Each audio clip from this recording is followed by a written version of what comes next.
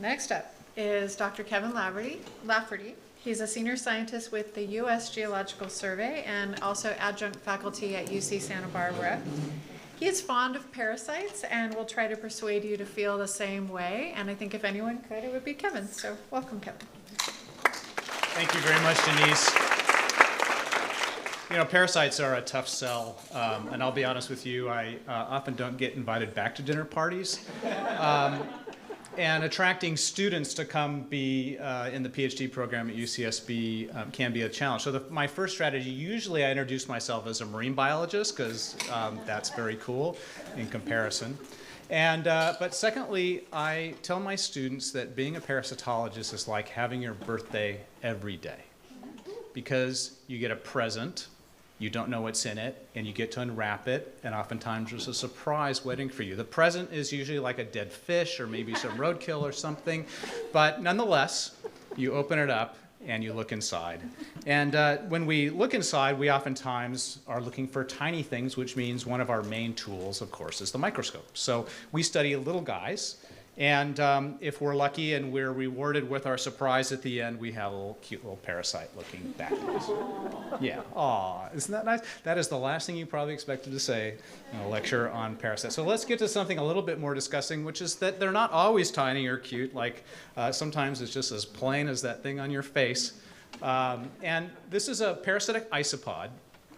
And my title is about, tiny giants. And the reason I bring this up is obviously that's a big parasite.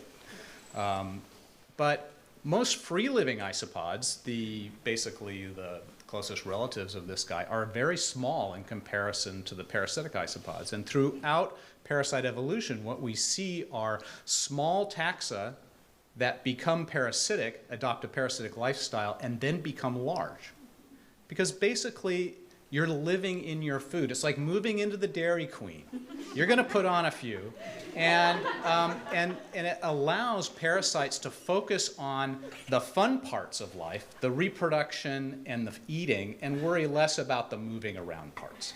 And so parasites are actually quite big, even though they're tiny. This is a conservation symposium, and so as much as I would like to tell you the thousands of incredible stories about parasites and their adaptations, I want to talk about the conservation questions that sort of keep me up at night and the ways that my colleagues and I have gone about trying to answer some of those.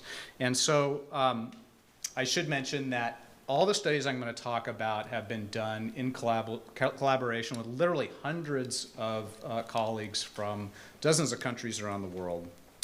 I'd like to start off with a question that Denise alluded to in our very first slide, and it's this one. Can conservation improve human health? This is one of these incredible win-win opportunities that we look for in life and in conservation in particular. In fact, in the literature, there are thousands of mentions that this should be a common outcome. We did a recent review of this topic and found there's only actually about fewer than a dozen well-documented cases that this actually does occur.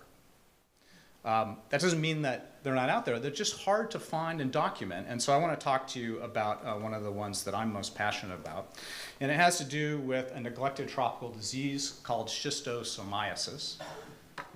Schistosomiasis is a parasitic disease caused by a blood fluke, a worm, that lives in the circulatory system of vertebrates. We have our own species of schistosomes, 2 species, or 3 usually, depends on how you cut it up. But the schistosome worm has a complex life cycle where it lives in the human, in the circulatory system. It produces, so I should say, it eats blood cells, which you would think might be a big problem, but that's not really the problem. The problem is you have a worm living in your circulatory system that's producing hundreds to thousands of eggs per day, and they need to get out. And they get out either through the intestine or through the urinary tract, and most of them don't make it out. They stay in the body, they lodge in the liver, they lodge in the intestine, they lodge in the bladder, and they cause a lot of pathology. And this accumulates over time, so it's a chronic disease. Most people that get infected when they're very young. They carry it with them for many, many years. An adult worm can live for 10 or 30 years in a human. Okay, The other part of their life cycle that's important is they require an intermediate host, in this case a freshwater snail, that is where the worm actually does a lot of multiplication and production. It produces these free swimming stages that go out in the water and find a human and penetrate the skin. So that's the life cycle. And we study this parasite in the Senegal River Basin. And the reason that we are interested in this particular area is because prior to 1984, which is about the time I graduated from college, there was no schistosomiasis in the Senegal River Basin.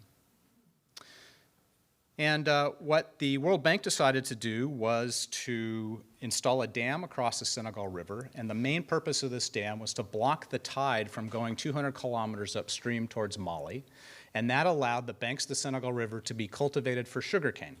So a dozen landowners got wealthy, and they imported a lot of laborers from southern Senegal where schistosomiasis is endemic, and those individuals brought the worm with them. And the dam also created perfect habitat for freshwater snails.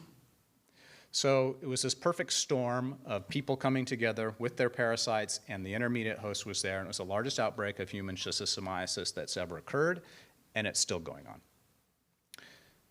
So we were interested in this for a number of reasons, but particularly because we study food webs. One of the main things that my lab does is go to places and put complicated food webs together.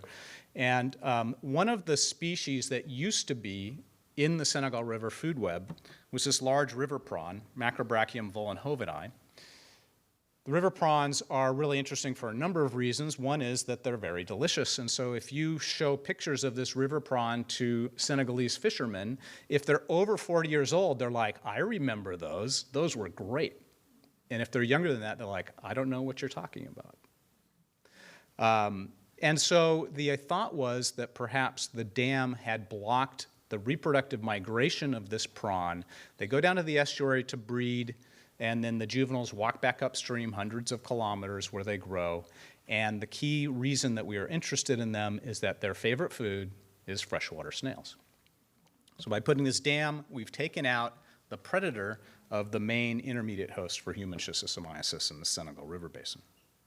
So we did a simple laboratory experiment in UCSB. We basically got the snail host for schistosomiasis, put them in laboratory aquarium, and we watched them reproduce over time. And here you can see their numbers over time increasing to large numbers. That's the dotted line. And then the solid line is what happens to the snail populations if we've got a prawn in the tank. And basically, the prawn eats all of the snails. I mean, it's not rocket science. We knew that prawns ate snails, but it just shows that, at least in principle, that prawns can do a good job of reducing snail populations in an aquarium. So the next thought was, can we do this and replicate this in Africa in the field? And so the idea was that we would go to 2 villages. And in each village, we lined up the school kids, and we made them pee in a cup, and then we counted the number of eggs of schistosomes that were in that specimen that they gave us. And then we gave them a pill that costs $1 and cures all their worms. So we start with 2 schools, 2 villages. All the kids have no worms, but they don't have any immunity to the worms. So the minute they go back out, back to their village, and it's 100 degrees outside and school's over, they jump in the water and they get reinfected. But at one of those villages, we added freshwater prawns. We put a little barrier to keep the prawns in, and then we tracked the snails over time. And what we saw was, like in the aquaria, if you compare the black line where there are no prawns with the purple line where there are prawns, what we see is the prawns do a pretty good job of keeping those snails in check. In particular, that lower row, those are the snails that are infected with the parasite. And they were kept to very, very low levels where we added the prawns. Now, we weren't interested in curing snails of the parasite. We were interested in keeping kids from being reinfected. And so we also brought the kids back after a few months and had them pee in a cup again, and then counted the number of eggs that they had in the 2 villages. And I'll walk you through this results slide. So the left-hand side of that figure is the before, how many eggs a kid had in the sample before we treated them. And you can see the purple line is higher than the dotted line. The purple line is our intervention village where we added the prawns. So they had a lot. They were heavily infected, those kids. But afterwards, after several months, the kids in both villages became reinfected, but the kids from the village where we put the prawns had much lower reinfection rates. And it suggested that if we could scale this up, and there's a lot of reasons why that's difficult to do, that we might be able to reduce the infection burden, giving a win-win situation both for the restoration of this food web in Senegal, but also for the health of the people who depend on that ecosystem. Okay, so that's one of the questions that keeps me up at night. Another question is, can parasites harm threatened species? This has actually been a big emphasis of my research, particularly with the near eradication of several species of abalone from California following the introduction of a parasite through abalone aquaculture back in, well, the late 80s probably.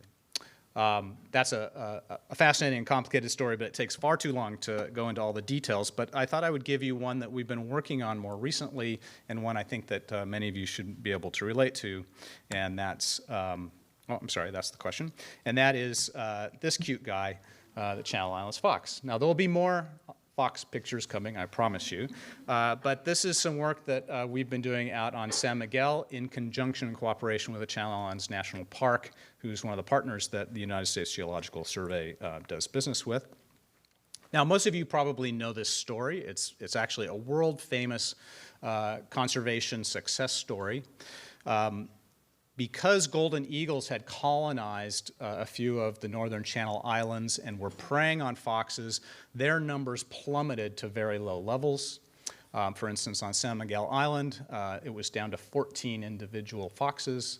It was determined that those individual foxes needed to be brought into captivity on the island and protected from the eagles while a captive breeding program could be started. Then with some very heroic efforts, the golden eagles were removed and the foxes were released, and we saw this incredible exponential growth of the fox population. This occurred on basically the other Channel Islands as well. And while the other Channel Islands have continued to grow and reach very high numbers, probably reaching carrying capacity on those islands already, the case on San Miguel was not as simple. After about 2012, we saw this very steep crash, and it then became curious what was different about San Miguel.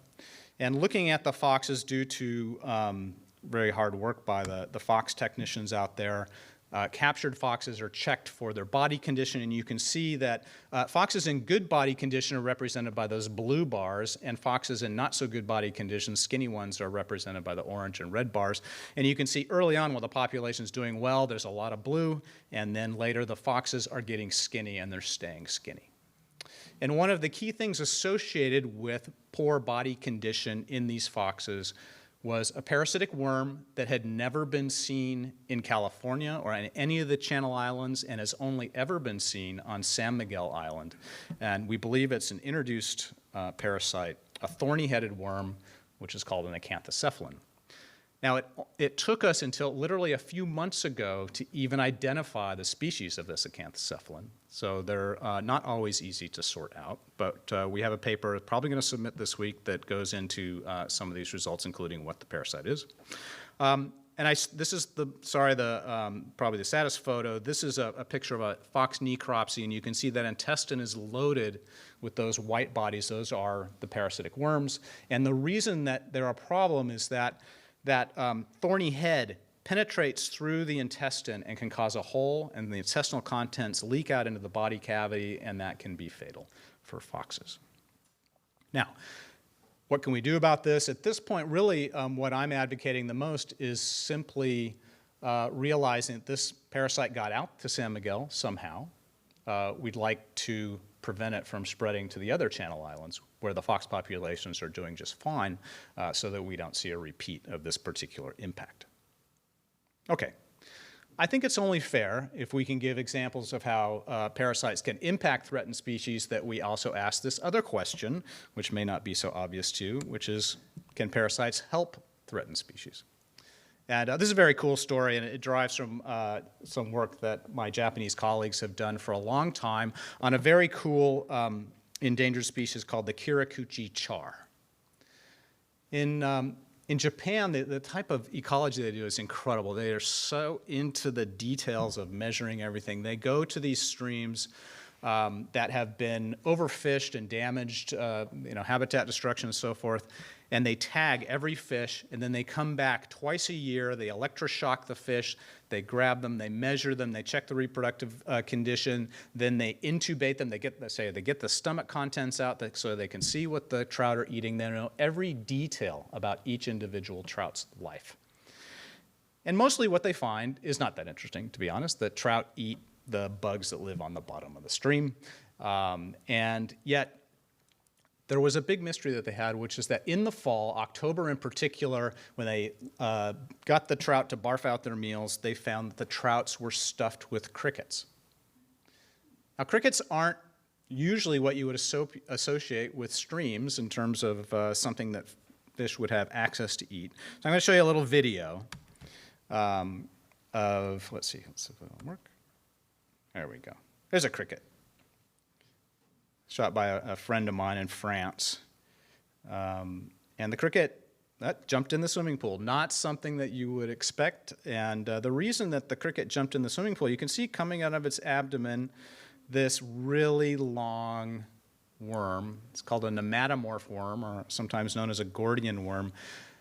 They live as larval stages in crickets and other insects and spiders, and then they swim off into aquatic environments to find mates where they form these massive balls of orgiastic mating worms on the bottom of the stream. Fascinating and enviable, perhaps. But the idea is that what we realized is that in the fall, when this life cycle was being completed, the trout were not looking down anymore. They were looking up because crickets were basically jumping into the water at the behest of these parasites. Because these guys had done such careful work, we were able to actually quantify the value of this to the trout. And so this is basically the caloric budget for trout. And the upshot is that 60% of the annual calories that this endangered species get is delivered to it by a parasitic worm. And if you took these parasites out of the system, that this endangered species would probably have a hard time persisting. So, 1 point for parasites and conservation there. All right, well, what about, let's turn the tables and ask, can parasites be threatened? And this is a really easy one, and I hope it's obvious to all of you that the answer is yes. And the reason is that anytime that you have a threatened or endangered species, like let's take this guy, for instance, there's a very good chance that it has at least one, maybe more than one, host-specific parasites. And those parasites are going to go extinct before that host goes extinct. And so for the California condor, we brought them all into captivity, and while we brought them in, the veterinarians dusted all those condors to get rid of their pesky louse, including the condor louse, a host-specific louse that flew over California during the Pleistocene, looking down, never troubled the condor for 1 minute. And we thought that this parasite was extinct until just this year, where I've heard, and this is, I should say, unconfirmed and unpublished, that they have rediscovered that the condor louse does exist on some condors in captivity. So that warms my heart. We're talking about do parasite, like this is a species that we thought was extinct, is much more highly endangered, frankly, than the condor. Is it protected? And the answer is no. There's only one parasite that's listed as protected on the IUCN list, and that's the pygmy hog-sucking louse, a louse specific to the pygmy hog, a cute little pig that lives in India. And how it got lucky enough to get on the list, I don't know. It must have some strong benefactors that have pressured it, but it's the only one. And I'm going to say that if you're not into lice, and I don't blame you, that's fine, but there are some magnificent parasites out there, like this particular multi-meters long nematode worm that lives in the ovary of sperm whales. This is a magnificent creature, a sea serpent if there ever was one. And yet, if sperm whales were to go extinct, it would go extinct first. A good colleague of mine, Andy Dobson, put together a table just estimating of the numbers of species that have been listed as threatened or endangered in the world. If we were to apply the same criteria to parasites, what would we come up with? And basically what we guessed is that there's just as many threatened or endangered parasitic species as there are threatened or endangered species that are listed. So about half of, you could think of it one way. You could think about half of the threatened species are parasites, or you could say for every threatened species out there, the problem is twice as big as we think it is. When you're saving a threatened or endangered species, you're actually saving that species plus its parasites. Congratulations. In fact, I know this is not a joke slide. This is actually, we have come up with the Global Parasite Conservation Plan, and it's a 12-step plan. So if you're familiar with those, you'll know what I'm talking about. And there's a lot of things that we can do. The primary thing that we can do, and I think everybody can get behind, is that it's a kill two birds with one stone, to use a terrible metaphor, actually, come to think of it. And that is that we have more incentive to save endangered species because we get to save parasites along with them. All right. The last question that keeps me up at night is one that may be counterintuitive to you. And I'll give you two case studies of that. And that is a healthy ecosystem one that's rich in parasites? Now, other speakers have sort of alluded to this, that ecosystems are complex networks, and species that form habitats or create resources they basically provide opportunities for other species, and that's how biodiversity actually grows and is maintained. And parasites are no different from other species in this regard. So if you provide hosts, then you create opportunities for parasites to come in, and that's how this, at least that's the theory behind this particular question. So I'd like to go out to Carpinteria Salt Marsh. Hopefully most of you have been out there, and talk about a place where I actually did my PhD dissertation back in the late 80s, where I studied this particular parasite life cycle. It's a group of parasitic worms called trematodes. They're related to the schistosomiasis worm, in fact. And in Carpinteria Salt Marsh, there's about 18 or 20 species of these worms that we encounter. And we encounter them in this snail that I have circled in red. It's called the mud snail because it looks like mud and probably tastes like mud, to be honest. And the life cycle of the snail starts out, the life cycle of these parasites starts out in the snail, and then free swimming stages go out in the environment and they infect a particular second intermediate host, either a fish, a crab, a clam, a polychaete, or whatever. Depending on the species of worm, it's a different life cycle. And then the life cycle is completed when a bird comes along and eats one of those infected second intermediate hosts, where the worms basically live in the intestine, fly around with the bird, go on to the next estuary, et cetera. And then the worm's eggs are pooped out with the bird's feces and then reinfect the snail. So the idea here was, if different worms use different types of birds, then are places that support lots of different types of birds also places that support different types of parasites? A pretty straightforward question. So we went out through Carpinteria Salt Marsh. We picked a bunch of locations. We can go and sample the snails on those mud flats. It's very easy to stick them in your pocket. You take them home and you dissect them under the microscope, count the different species of parasites in that sample of snails. And then we want to correlate that with the diversity of birds that we see at those sites as well. The trick is that when we go out to those sites, we usually just don't see any birds. So that's an example of how many birds we would count. So and the reason is that the sites are very sort of small in scale, maybe a quarter the size of this room. So we adopted, this is back in the early days, time-lapse videography, where we would then go ahead and track birds over time. So we would generate these video clips, and at that point, we had access to lots of undergrads who were pre-adapted to looking at video clips and telling us if there were interesting things on those video clips, and then we could get information on the bird species. Were they just traveling through? Were they eating? The video worked great at high tide, and the best thing about it is that the birds weren't disturbed, so we got a really accurate estimate of the types of birds and the bird community was out there. And then when we plot the diversity of birds versus the diversity of parasites, we get a really good association between bird diversity and parasite diversity. In fact, it was so much cheaper to quantify the parasite diversity than the bird diversity that for basically a quarter of the cost, if you want to know how many bird species were in Carpenter Salt Marsh, you could have just put snails in your pocket and looked at them under the microscope. That was the most efficient way to do it. Now, we also had an opportunity to do a convenient experiment. One of my colleagues, Wayne Farron, was consulting with the city of Carpinteria to restore the Ash Avenue parcel, which is adjacent to Carpinteria Salt Marsh. And the reason was that Carpinteria Salt Marsh used to be a much bigger system, but some of it was filled in and destroyed. The habitat was messed up, and the idea was to spend a couple $1 million to make new habitat, dig tidal channels, replant native plant species, et cetera, and then hopefully restore that area that was adjacent to the nature reserve.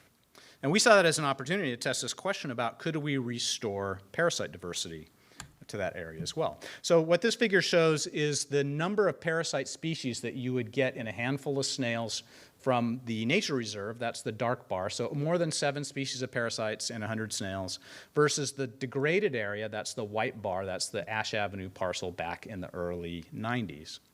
And so you can see there's fewer than 5 species in the degraded area, suggesting that the degraded area wasn't so great for parasites.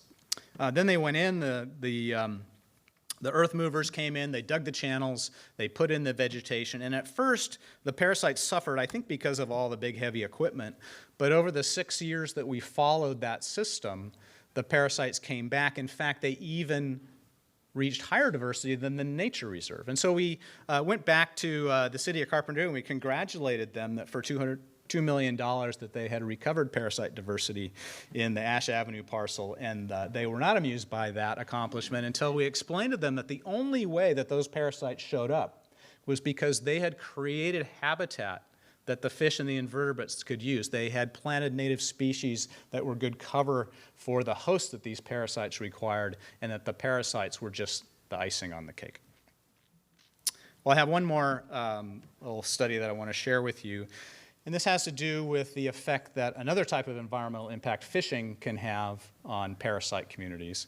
And we're particularly interested in the impacts that fishing can have in coral reef systems. It's very easy to go and study overfished coral reefs because they occur throughout the world. It's much more difficult to study unfished coral reef systems. And so we go to a place called Palmyra Atoll. It's a US Fish and Wildlife Refuge. It's about 1,000 miles south of Hawaii. It's never had human occupation, and it just has a field station. It's run by the Nature Conservancy and the US Fish and Wildlife Service. And so when we fly in on our chartered jet to the atoll, it's absolutely stunning coral reefs there, as you might imagine. The first thing you want to do is go snorkeling, and so when you dip your head in the water, you see the beautiful tropical fish. And when you look at those fish, at least this is what goes into my mind when I look at this picture, and then, man, those fish look nervous. And the reason they look nervous is in Palmyra Atoll, because no fishing is allowed, they get to look at this all day long. Palmyra Atoll is just thick with big predators. And so we chose 5 reef fishes, chromis, a surgeonfish, a snapper, a damselfish, and a hawkfish.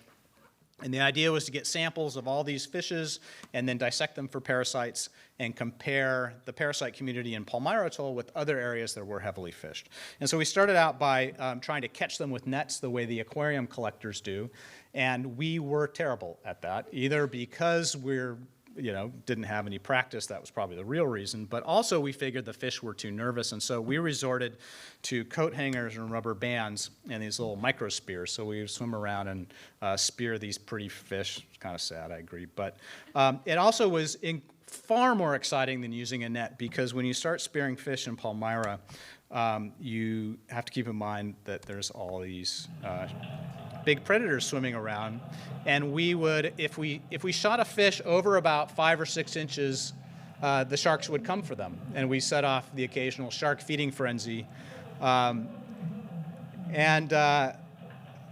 I'm just going to say, it's really exciting the first time, and then you're like, you get over it. It's just, it's too nerve-wracking. So for the big fish, we decided to move to hook and line, and even then, the shark got their due occasionally. So when we look at the parasites under the microscope, we get to see all sorts of never-seen-before biodiversity. It's absolutely fascinating and intriguing to do. And then just a very short summary slide. In Palmyra, the red bars, biodiversity of parasites is consistently higher across all those fishes compared to a comparable overfish site. Primarily because when we fish ecosystems, we take out those top predators first. Those predators are important hosts for parasites that complete their life cycle in reef fishes, et cetera.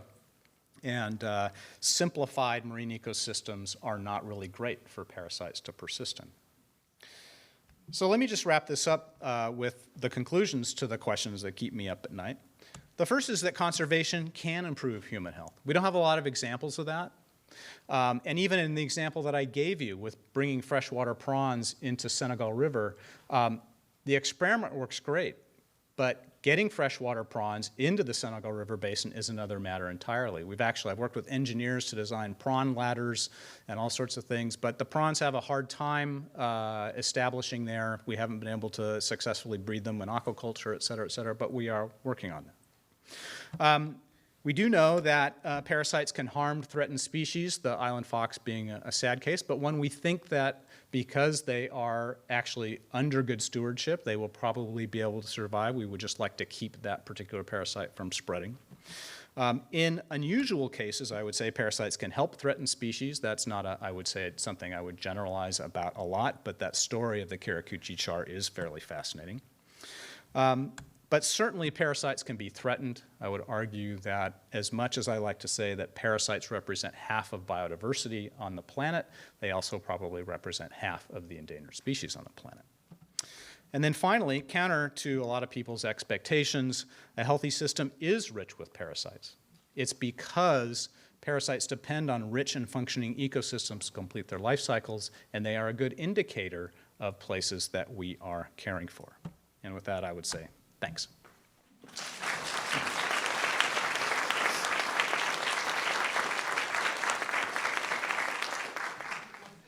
One quick question. Yes? Is there any plan to try to remove that parasite from the fox on San Miguel Island? Is there a plan to remove the parasite? So that particular parasitic worm is very difficult to treat with drugs. You can't eradicate it from the host. And so we don't have a veterinary approach to that. So the answer is, I think it would be quite difficult. The only soft spot for that parasite might be its complex life cycle. And so if we could, and we've been working hard to figure out what the intermediate host is. It's some insect that we have not found yet. If that was an introduced species, for instance, we might be able to target it. But even that, I think, would be a very complicated thing to do. Yeah. So unfortunately, no. Yeah. Okay. Thank you.